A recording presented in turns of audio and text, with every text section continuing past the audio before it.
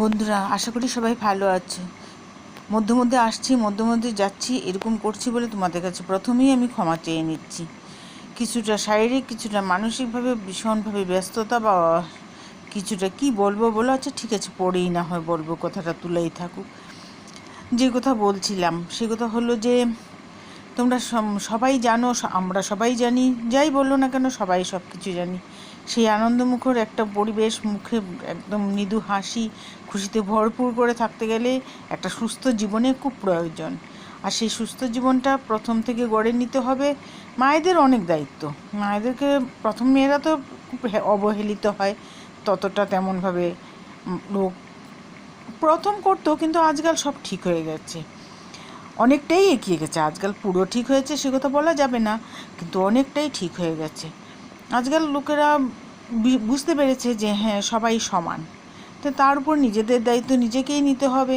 কাজে একটা সুস্থ মা, একটা সুস্থ জীবন, একটা সুস্থ পরিবার যদি সবাই আমরা উপভোগ করতে চাই, আনন্দ খুশিতে ভরপুর হয়ে থাকতে চাই, তাহলে আমাদেরকে সব আগে যেটা করতে হবে সেটা হলো নিজেকে গুরুত্ব দিতে হবে।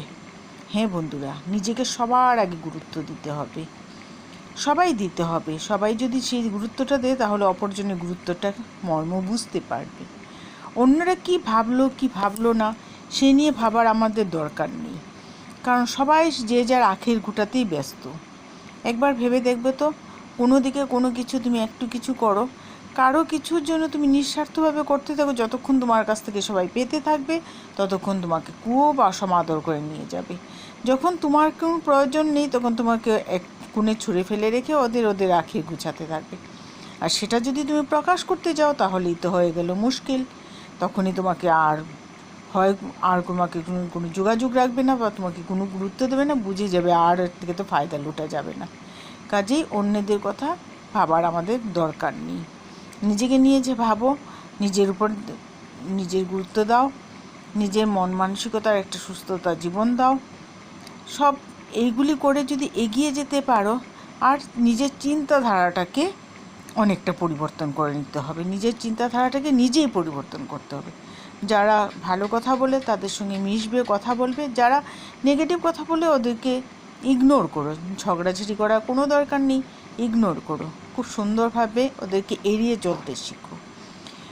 নিজেকে, নিজের নূতনত্বের দিকে সবসময় ধ্যান দাও। যা কিছু নূতন, যা কিছু সুন্দর, যা কিছু ভালো, তাকে সাদরে আপ্যায়ন করো, তাকে গ্রহণ করো। আর খারাপগুলি থেকে নিজেকে সরিয়ে রাখো।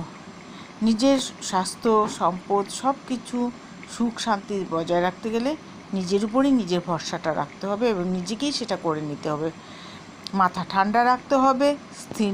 সবসময় মাথাকে ঠান্ডা রাখার জন্য যদি তোমার যোগা, ধ্যান বা কিছু দেখে তোমার ভালো লাগে, বই পড়ে আনন্দ দিয়ে যেটি তোমার ভালো লাগে সেটা তুমি করতে হবে।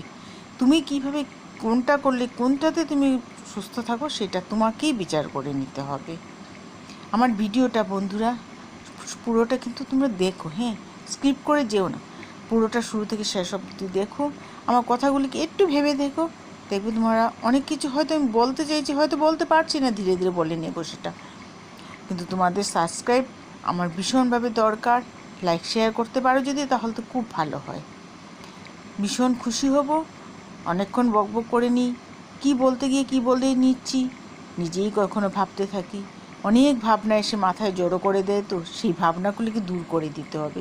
সেই ভাবনা দূর হওয়ার একটাই রাস্তা, সেইটা হলো নিজেকে নিজে গুরুত্ব দাও, মাথা ঠান্ডা রাখো, এগিয়ে চলো, একটা সুস্থ সুন্দর পরিপূর্ণ জীবন পাবে। ঠিক আছে তাহলে বন্ধুরা, আজকে রাখি। ধন্যবাদ।